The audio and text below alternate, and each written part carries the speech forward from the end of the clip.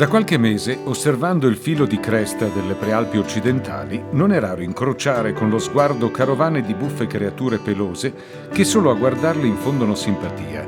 Sono lama e alpaca che un'azienda agricola di Valdobbiadene ha deciso di allevare per compiere trekking a piedi nell'area del Monte Cesena.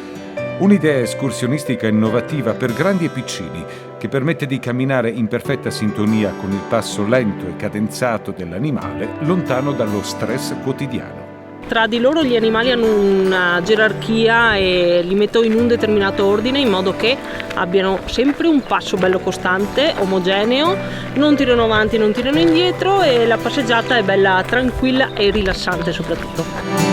Elena Vanzin ha voluto abbandonare la comoda poltrona di uno studio tecnico per affrontare questo nuovo lavoro a contatto con la natura, insieme a 7 inseparabili amici a 4 zampe.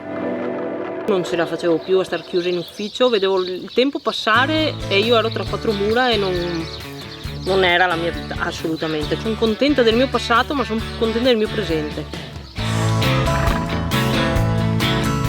Dopo aver fatto la giornata lavorativa tra vigneto, api, radiche di Treviso, salumi, ritorno a casa e che mi aspettano ci sono sempre gli animali. E quindi tra cani, cavalli e lama e alpaca la mia giornata si apre e si chiude.